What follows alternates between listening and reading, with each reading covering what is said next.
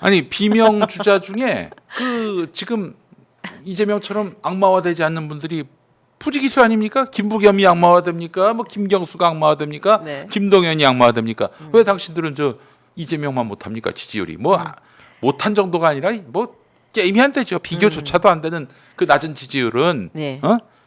그 도대체 어떻게 내가 이재명의 대안이 될 수 있다라고 말할 수 있는 그런 데이터냐 이거예요. 그렇지 그것도 않잖아요. 아니면서. 그것도 아니면서 네. 그 국민의 마음을 적시지도 못하고 대안이 되지도 못하는 본인들부터 점검을 해야죠. 지금 뭐 박스권에 갇혔다 이런 얘기하는데 압도적입니다. 다자간 대결 보면은 지금 2분의 1 수준까지 쫓아왔는데 다시 3분의 1 수준이 되고 있어요. 국민의힘이 2등 김문수 후보가 네. 지금 그런 상황이란 말이에요. 네. 압도적 1위고요. 그 양자간 대결로 가면은 지난주에 리서치 뷰 조사 결과를 보면은 다 누구를 상대로든 50%가 넘어요. 50% 박스권에 갇혔다. 이런 얘기 할 겁니까? 그러면?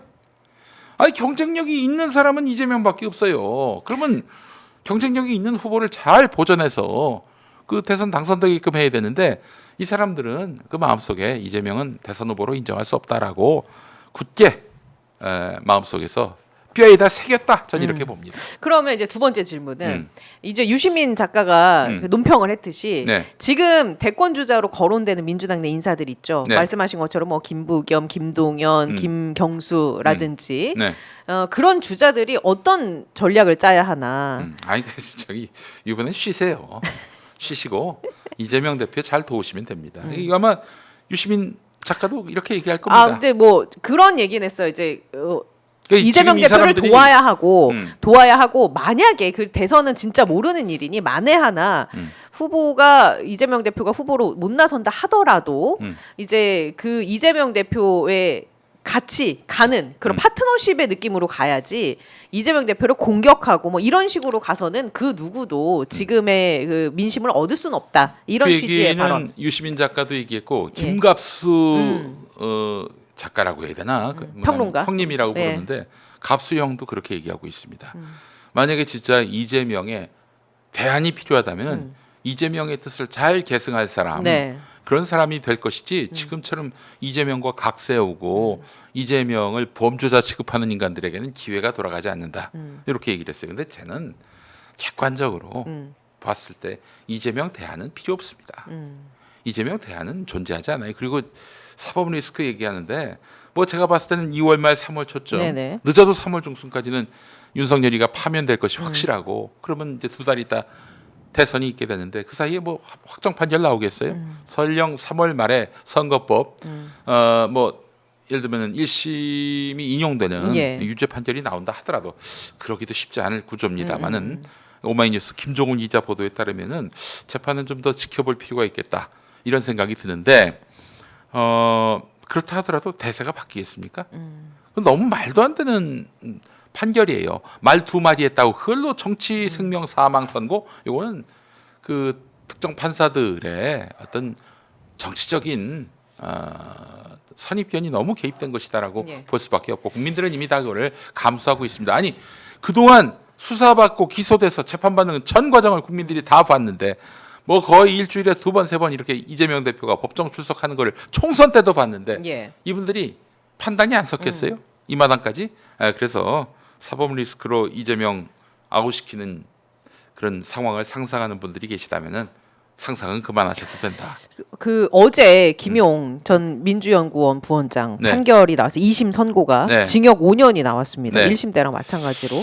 참 구글 이해가 안 돼요. 타임라인이 있었잖아요. 2차 그러니까 2심 때는 구글 타임라인으로 해서 예를 들면 그 전에 강릉에서 그 시민단체 관계자가 어떤 성추문에 휘말려 가지고 고생을 했는데 타임라인을 통해서 그 장소에 없었던 것, 예. 뭐 범행을 저질렀다는 그 장소에 없었던 것이 확인이 되면서 그분이 무죄가 됐거든요. 네.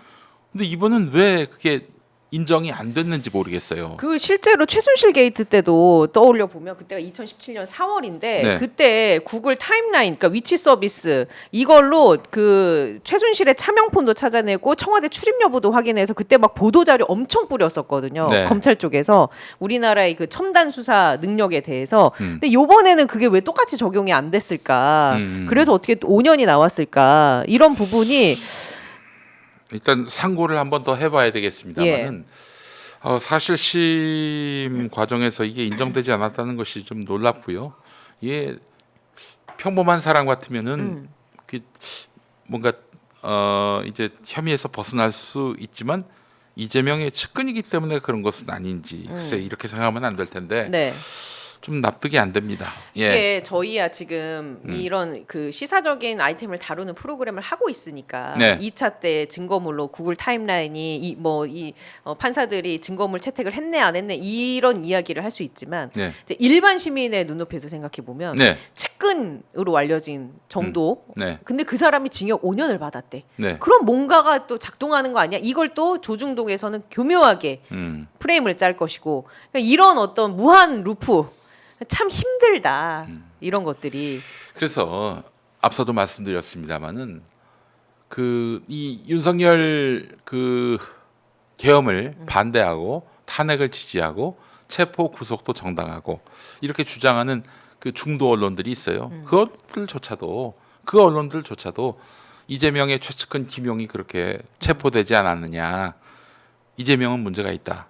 이렇게 얘기합니다. 아주 단순화 시켜버리는 거죠. 그러니까 지금 뭐 중도까지 다 중도 언론이라고 하는 매체까지 다 반명이에요. 비명이 아니라 반명이에요.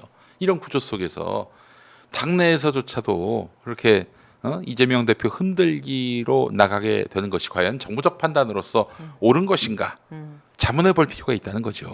예, 그래서 지금 당원들이 너무 일방적이다 못해 과도하게 이 대표를 쉴드 친다라고 생각할 수 있는데 예. 그건 지금 민주당이 처해 있는 언론 환경, 여론 환경을 종합적으로 사법 환경까지 예. 모색한 다음에 그렇게 판단해야 되지 않겠는가? 왜 우리는 이재명을 비판 못하냐고 뭐 이렇게 막 싫은 소리 하기 전에 예, 그런 얘기를 하고 싶어요. 그 정치의 속성이 결국 권력을 누가 장악하느냐 네. 그거에 있는데 어쨌든 권력의 맛을 본 사람들이잖아요. 네네. 그 친문 진영에 있는 의원들의 그렇죠. 경우에는. 예. 근데 그 권력의 맛을 봤으면 이제는 내려놓을 줄도 알아야 되는데 한 번 맛봤으니까 더 오히려 어떻게든지 이걸 놓지 않기 위해서 하는 건 아닐까. 한 번이 아니죠. 한 번이 아니죠. 생각해 보세요. 당권으로만 놓고 보면은 2002년에 노무현 후보가 이제 민주당 후보가 됐단 말이죠. 김대중 대통령은 동교동계 해체 선언을 했어요. 그 뒤로 아무런 저항도 없이 한 20년 가까이 친노 친문 진영이 당권을 가졌어요. 물론 중간에 한 2년 정도 김한길, 안철수 네. 이 두 분이 이제 비문 정치인으로서 당권을 가진 적이 있었지만은 그 나머지 기간은 다 친노 친문이 장악을 했습니다. 20년이에요, 20년. 20년 동안 그렇게 장악을 했는데 갑자기 대선 무렵에 이재명한테 당권이 넘어간 거예요. 이재명은 대표적인 비문으로 통하는 인물인데 굉장히 여기서 자기들이 감당 못할 그런 환경이 열리게 된 것이죠. 그러니까 그들이 끊임없이 이재명 대표가 2번 당대표하는 동안에 계속해서 흔들었던 것이 뭐 기득권 논리가 아니었나. 좋은 정치인은 권력욕을 어떻게 다스려야 합니까? 근데 이제 사실은 혼자만 정치하면야 그래 지금 기득권 내려놓자 이런 마음을 먹겠지만은 단체가 되고 이 계보가 되고 세력이 되는 상황에서는 이게 기득권을 내려놓는다는 거는 그 어떤 그 세력의 네. 존망과 연결되기 때문에 쉽지 않을 거예요. 그래서 끊임없이 권력 투쟁을 할 수밖에 없는. 그러니까 지금 그들은 다시 가져와야 된다 이런 생각을 하고 있겠죠. 예. 근데 분명히 알아둬야 될 것은 뭐냐면은 이 당의 주인은 문재인 전 대통령이 아니라 당원입니다. 그렇죠. 예, 지난 총선 때 당원 주권주의를 열었어요. 당원 주권주의를 열었습니다. 그래서 당원들이 그 효능감 없는 정치인들 다 내쫓았어요. 그렇게 해서 22대 국회를 만들어 놓으니까 얼마나 민주당이 정말 달라졌습니까? 그리고 1년도 안 돼서 윤석열이 계엄령이라는 희대의 똥볼을 차면서 스스로 몰락했어요. 네네. 이게 바로 민주당 22대 국회의 그 어떤 진면모고 이런 22대 민주당 국회를 만들어준 것이 바로 당원들입니다. 당원 주권주의를 인정해야 되는데 지금 저기 보니까 비명 반명 진영에서는 이제 조기 대선이 조기 대선이 이제 예. 임박해지니까 네. 만약에 조기 대선이 이제 가시화된단 말이죠. 윤석열이 파면되면은 예. 그러면은 이재명 대표는 대표직을 내려놔야죠. 내려놓겠죠. 그러면 어떻게 되느냐? 박찬대 원내대표가 이 대선까지 네네. 대선 관리를 하게 됩니다. 그래서 이제 지난주에도 박찬대 의원을 흔들려는 내부 세력이 있다. 왜 그러느냐? 이제 본인에게 대선 룰, 유리한. 대선 룰을 만들기 위해서 또 아울러 대선 룰과 함께 박찬대 대신 자기들에게 본인이. 좀 더 가까운 사람들을 당권을 갖게 함으로써 뭐 지방선거 때도 어떤 유리한 룰을 만들려고 하는 것 아닌가 그런 궁리가 읽혀집니다. 그런데 분명히 얘기하지만은 착각하지 마시고요. 그렇다 해도 당원 주권주의는 달라지지 않습니다. 그 사람들이 주장한 게 뭐냐? 당원 말고 일반 국민 비율을 높이자 이렇게 얘기하고 있습니다. 근데 이제 그랬을 때 왜곡이 일어날 수 있잖아요. 그 상대 진영에서 이제 올 수 있고. 그 역선택도 네. 가능하고 신천지 같은 뭐 종교 집단이 개입할 가능성 누가 그거를 0이라고 할 수 있느냐. 절대 없다고 얘기할 수 있겠어요. 그렇기 때문에 혹시 그런 세력의 비호를 받는 그런 정치인이 있다면은 착각하지 마시라고 전하고 싶네요. 그러면 이제 주변에 네, 나는 이재명 대표가 대통령이 됐으면 좋겠는데 네. 내 측근 내 뭐 가족 지인 중에 이재명 그 프레임에 갇힌 사람들이 있지 않습니까? 네. 뭐 이재명은 뭐 안 될 것 같아 뭐 이런 식의 발언을 하는 사람들을 네, 포섭이라고 해야 되나요? 그러니까 뭔가 데리고 오려면 네. 어떤 방식을 써야 그러면 될까요? 압도적 지지율로 데려와야죠. 예, 어떻게? 말로 설득하고 이거 쉽지 않습니다.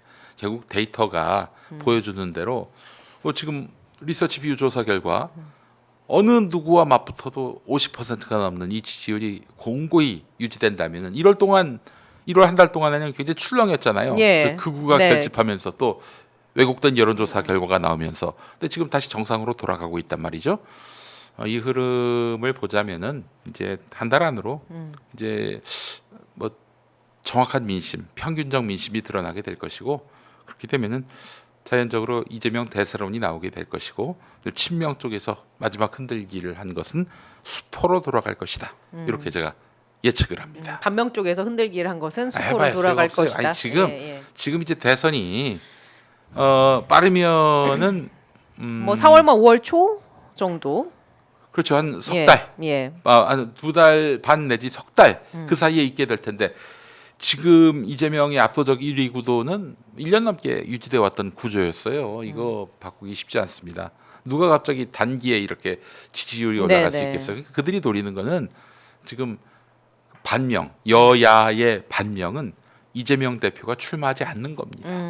그것만 지금 오매불망 바랄 뿐이에요. 근데 그거 그건 말고는- 굉장히 시대 정신과 동떨어져 있다. 아니 뭐 시대 민심. 정신을 떠나서 가능하겠습니까? 지금 예. 2심 결과가 3월 말에 나오는데 3심이 뭐 한 달 보름 사이에 나올 수 있는 것도 아니고 그건 불가능해요. 가능하지 않습니다.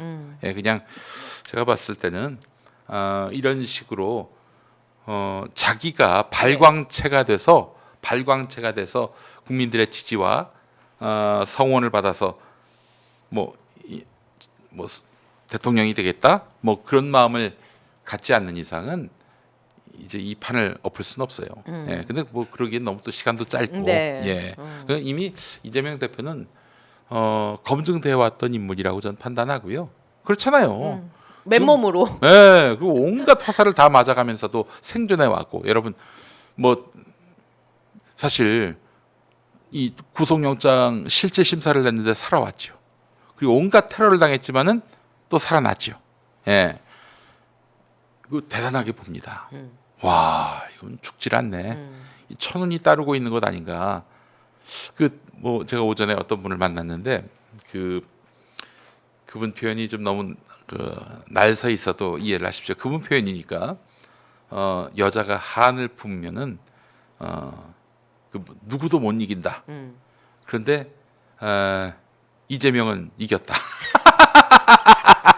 아, 그 여자가 누군지 알 것 같은데. 네, 네, 아, 아 근데 그거는 뭐 명백하게 예. 그분이 허위 사실로서 이재명 대표를 모략한 거죠. 제가 그걸 잘 압니다. 그 내용을. 예. 아 근데 사실은 진짜 그분이 이재명 대표의 신체 특징을 얘기하지 않았다면은 예. 진짜 이 스캔들은 영원히 갈 수도 있었어요. 그렇잖아요. 뭐 구체적으로 신체에 어떤 특징이 있다 얘기했는데 봤더니 없어. 병원 가서 확인해 봤더니 성형도 안 했어. 그러면 뭐 그 여자가 거짓말한 게 확실하니까요. 그렇게 해서 그 스캔들에서 벗어났음에도 불구하고 여전히 그 터무니없는 그런 스캔들의 진원지인 그 사람 입을 바라보면서 그또 언론이 한마디 바로바로 한마디 다 기사화하는 그렇죠. 이거는 언론이 할 일이 아닌 것이죠. 아닌 건 아니잖아요. 네. 예. 아니 그 사람이 뭐 이렇다 할 뭐 증거를 내민 게 있습니까? 다 자기 입에서 나온 구라, 거짓말 그거밖에 없는 건데. 예. 예. 표준어를 구사해 주시기 바랍니다. 아. 오마이 TV입니다. 아, 예, 알겠습니다. 죄송합니다. 예, 아니 이 입구자에 예. 나치할 때나. 예, 그 너무 그 뭐냐 이게 네, 그냥 그래요. 홀딱 벗은 말이다 네. 이런 뜻입니다. 있는 예, 그대로 예, 날것의 말. 예, 날것의 말. 예. 그렇게 하도록 하고. 네.